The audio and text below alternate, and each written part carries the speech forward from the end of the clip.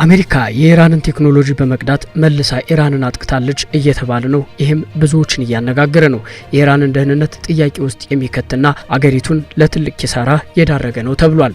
በተመሳሳይ የእስራኤል የደህንነት ሰዎች ለሞሳድ በኢራን መንግስት የተቋቋመው ሚስጥራዊ የደህንነት ክፍል በሞሳድ ሰዎች ተጠልፎ ይመራ እንደነበረ መነገሩ ዓለምን እያነጋገረ ይገኛል። ይህም የኢራንን የደህንነት ክፍል ከጨዋታ ውጭ ያደረገ እንደሆነ ነው የተሰማው። አሜሪካ አሊ ሀማኒን ሊተኩ የሚችሉ መሪዎችን ገድያለሁ አለች። አሜሪካ አብዛኞቹን እጩዎች በማስወገድ ረገድ ውጤታማ ነበረች የተባለ ሲሆን ይህም በኢራን ከፍተኛ አመራር ላይ የደረሰውን መዋቅራዊ መፈራረስ የሚያሳይ ነው ተብሏል። እስራኤል የሂዝቦላህን መሪ ለሞት መለየቷን ማወጇ ተሰምቷል። ቀጣዩ ተገዳይ የሂዝቦላህ መሪ ናይም ቃሲም ተራ ነው ስትል እስራኤል ገልጻለች። እንግሊዝ አሜሪካ ኢራንን ለማጥቃት የጦር ሰፈሮችን ተጠቀሚ ስትል መፍቀዷ ተነገረም። ይህም ጦርነቱ የተለያዩ ሀገራትን እያሳተፈ እንደሆነ ነው እየተነገረ የሚገኘው።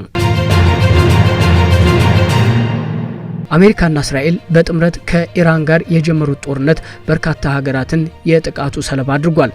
ዛሬም በርካታ አዳዲስ መረጃዎች ተሰምቷል። ጤና ይስጥልን። ከአቤር ሚዲያ መረጃዎችን ይዘናል። አብራችሁን ቆዩም። አሜሪካ ሉካስ የተሰኘውን ድሮንና ጥቁሩ ቶማሁክ ሚሳኤል የተባሉ የኢራንን ቴክኖሎጂ ቀድታ በራሷ በኢራን ላይ ጥቃት መፈጸሟ እያነጋገረ ነው። አሜሪካ በኢራን ላይ በጀመረችው መጠነ ሰፊ ጥቃት እስካሁን በሚስጥር ተይዘው የቆዩ 3 አውዳሚ የጦር መሳሪያዎችን ለመጀመሪያ ጊዜ ስራ ላይ መዋሏ ተረጋግጧል። አሜሪካ የኢራንን ቴክኖሎጂ ቀድታ የሰራችውን የራሷን የራስ ማጥፊያ ድሮን ጥቅም ላይ መዋሏ ብዙዎችን አስገርሟል። ሉካስ የተሰኘው አዲሱ የካሚካዜ ድሮን ሩሲያ በዩክሬን ላይ ስፋት እየተጠቀመችበት ካለውና ሻሂድ 136 ከተባለው የኢራን ድሮን ጋር ተመሳሳይ እንዲሆን ተደርጎ የተሰራ ነው። ሉካስ የተባለው የአሜሪካ ድሮን ከኢራኑ ሻሂድ እጅግ የላቀ ቴክኖሎጂ አለው ተብሏል። ከአይን እይታ ውጭ ያሉ ኢላማዎችን በራሱ ፈልጎ ማጥፋት የሚችል ሲሆን በድንገት ከፊቱ የሚመጡ አዳዲስ ኢላማዎችንም የመለየት ብቃት ያለው መሳሪያ ነው። ጥቁሩ ቶማሃክ ሚሳኤል ደግሞ የአሜሪካ ባህር ኃይል ባወጣው ተንቀሳቃሽ ምስል ላይ እስካሁን ከታወቁት የቶማሃክ ሚሳኤሎች የተለየና ሙሉ በሙሉ ጥቁር የሆነ አዲስ የሚሳኤል አይነት ነው ተብሏል። ይህ ሚሳኤል በጨለማ ውስጥ በቀላሉ እንዳይታይና የራዳር መከላከያዎችን ሰብሮ እንዲገባ ተደርጎ እንደተሰራ ይገመታል። ከጥቁሩ ቶማሃክ በተጨማሪ እጅግ በራቀ ርቀት ላይ ያሉ ኢላማዎችን ቅንጣት ስህተት ሳይሰራ የሚመታ አዲስ ሚሳኤል በዘመቻው ላይ መሳተፉን የአሜሪካ ማዕከላዊ እዝ አስታውቋል። ወታደራዊ ተንታኞች እንደሚሉት አሜሪካ የኢራንን የድሮን ዲዛይን ተጠቅማ ጥቃት መሰንዘሯ የኢራንን የአየር መከላከያ ስርዓት ለማደናገር የታለመ እንደሆነ በመግለጽ የኢራን መከላከያዎች የራሳቸው ድሮኖች መስሏቸው ጥቃቱን ሳይመክቱ ሊቀሩ እንደሚችሉ ተገምቷል።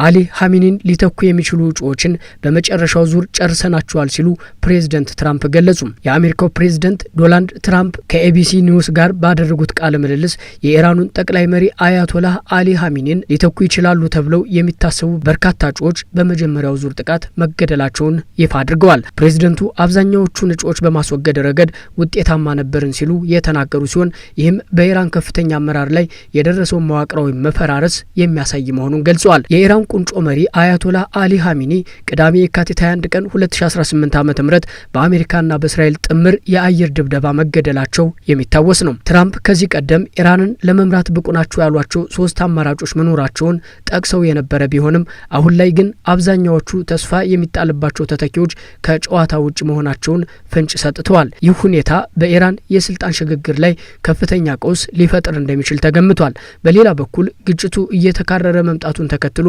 ፕሬዝደንት ትራምፕ ተጨማሪ አሜሪካውያን ላይ ጉዳት ሊደርስ እንደሚችል አስጠንቅቀዋል። የአሜሪካ ማዕከላዊ እዝ በእሁዱ የኢራን የአጸፋ ጥቃት 3 አሜሪካውያን ወታደሮች መገደላቸውንና 5 ደግሞ መቁሰላቸውን አረጋግጠዋል።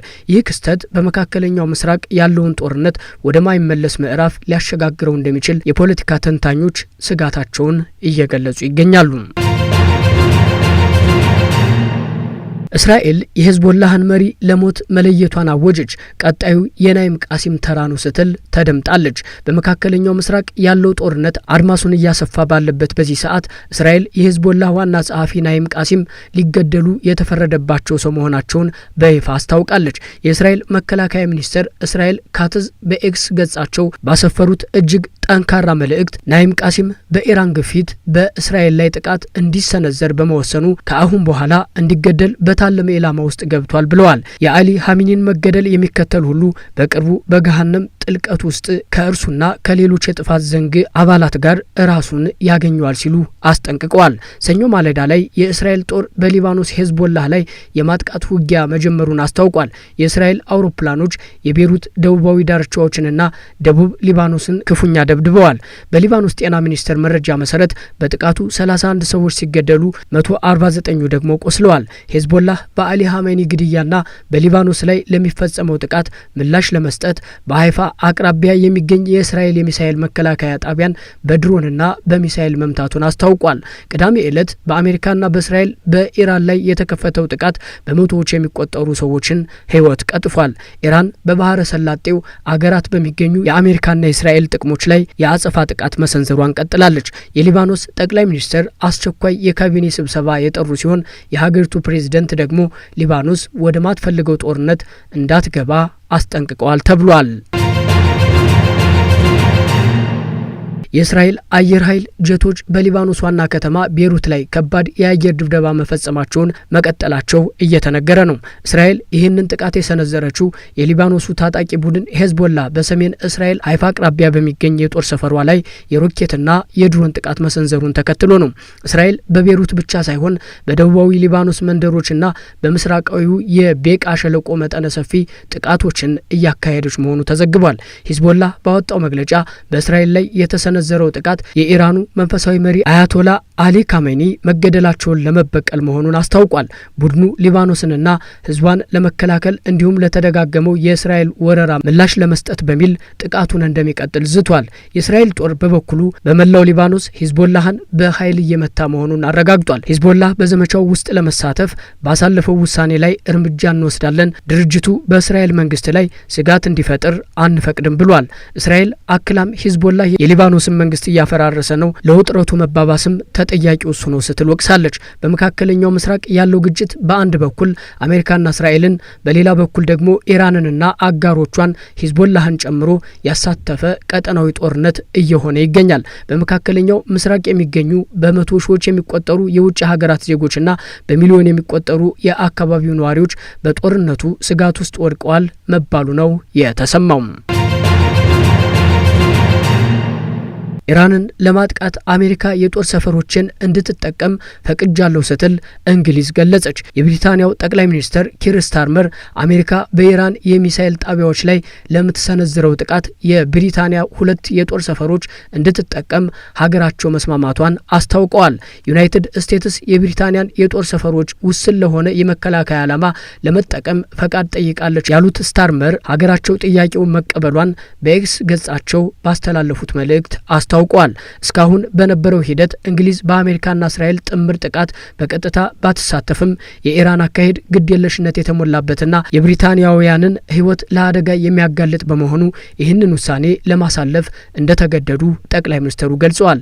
ኢራን ኢላማ ባደረገቻቸው የመካከለኛው ምስራቅ አገራት ውስጥ 200 ሺህ ብሪታንያውያን እንደሚገኙ የገለጹት ስታርመር ይህንን ስጋት ማስቆም የሚቻለው ሚሳኤሎቹን ከማከማቻ ዲፖዎቻቸው ወይም ከመተኮሻ ጣቢያዎቻቸው ላይ ማውደም ሲቻል ብቻ ነው ብለዋል። ኢራን በቀጠናው ላይ ሚሳኤሎችን እንዳትተኩስ፣ ንጹሃን ዜጎችን እንዳትገድል፣ የብሪታንያውያንን ሕይወት ለአደጋ እንዳታጋልጥ ብሎም በጉዳዩ ውስጥ እጃቸው የሌለባቸውን ሀገራት እንዳትመታ ለመከላከል ሲባል ይህንን ጥያቄ ለመቀበል ወስነናል ሲሉ ነው ኬር ስታርመር በመግለጫቸው ያስታወቁት። አሜሪካ የትኞቹን 2 የብሪታንያ የጦር ሰፈሮች እንደምትጠቀም በስም ባይጠቅስም በቆጵሮስ የሚገኘው አክሮትሪ አንደኛው ሳይሆን እንዳልቀረ ተገምቷል። ይህ በእንዲህ እንዳለ የጠቅላይ ሚኒስትሩን መግለጫ ተከትሎ በቆጵሮስ የሚገኘው የብሪታንያ አክሮትሪ የአየር ኃይል የጦር ሰፈር በድሮን ተመትቷል። በጥቃቱ ቀላል ጉዳት ቢደርስም እስካሁን የሰው ሕይወት እንዳልጠፋ ተዘግቧል። ብሪታንያ በዚህ ጦርነት ውስጥ እጇን ማስገባቷ ግጭቱ ይበልጥ ዓለም አቀፋዊ መልክ እንዲይዝ እያደረገ ነው። በተለይም በሜዲትራኒያን ባህር ላይ የሚገኘው የቆጵሮስ የጦር ሰፈር መመታቱ ጦርነቱ ከኢራን ድንበር አልፎ በአውሮፓ አቅራቢያ ወደሚገኙ ወታደራዊ ይዞታዎች እየተስፋፋ መሆኑን ያሳያል መባሉ ነው የተዘገበው።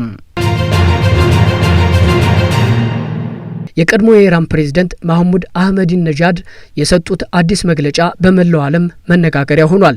እንደ ቀድሞ ፕሬዝዳንት ገለጻ በኢራን የደህንነት መዋቅር ውስጥ እጅግ አስገራሚና ከባድ የሆነ የደህንነት ጥሰት ተከስቷል።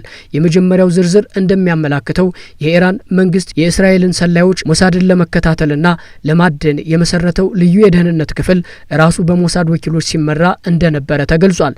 የእስራኤልን ሰላዮች እንዲያደን ኃላፊነት የተሰጠው የሚስጥራዊው ክፍል መሪ ራሱ ለሞሳድ የሚሰራ ወኪል ሆኖ ተገኝቷል። ከዋናው መሪ በተጨማሪ በዚሁ የደህንነት ክፍል ውስጥ የሚሰሩ 20 ሌሎች ከፍተኛ የደህንነት አባላት ለሞሳድ የሚሰልሉ ወኪሎች ሊሆኑ እንደሚችሉ አህመዲነጃድ አጋልጠዋል። ይህ መረጃ እውነትነቱ ከተረጋገጠ የኢራን እጅግ ሚስጥራዊ የተባሉ መረጃዎች ለዓመታት ለተቀናቃኛቸው እስራኤል አሳልፈው ሲሰጡ መቆየታቸውን ያሳያል። ይህ ክስተት በደህንነት ዓለም ውስጥ ወይም አጥማጁ ራሱ ተጠማጅ የሆነበት ክስተት ተደርጎ ሊወሰድ ይችላል። የሀገርን ደህንነት ለመጠበቅ የቆመ ተቋም የጠላት ዋነኛ መደበቂያ መሆኑ ለኢራን መንግስት ትልቅ የፖለቲካና የደህንነት ራስ ምታት ነው ሲሉ ነው የገለጹት። የሊባኖስ መንግስት የሂዝቦላህን ወታደራዊ እንቅስቃሴ አገደም። ሂዝቦላህ ወደ እስራኤል ሮኬት ሲተኩስ እንደነበረ መግለጹን ሚዲያዎች ዘግበዋል። የሊባኖስ መንግስት በመላው አገሪቱ የሂዝቦላህን ወታደራዊ እንቅስቃሴ ማገዱን አስታውቋል። ሂዝቦላህ ሮኬቶችን ሲተኩስ ከሊባኖስ መንግስት ጋር እንዳልተነጋገረ ተገልጿል። የሊባኖስ መንግስት ውሳኔ ከሂዝቦላህ ጋር አጣብቂኝ ውስጥ የሚከተው እንደሆነ ይታመናል። የሊባኖስ መንግስት በቀጠናዊ ውጥረት ውስጥ እጁን ማስገባት ባይፈልግም ሂዝቦላህ ግን እስራኤል ላይ ሮኬቶችን ተኩሷል። የሊባኖስ ፕሬዝዳንት ጆሴፍ አውንና ጠቅላይ ሚኒስትር ኑዋፍ ሳላም ጥቃቱ የሀገሪቱን ሉዓላዊነት ይጥሳል ብለዋል።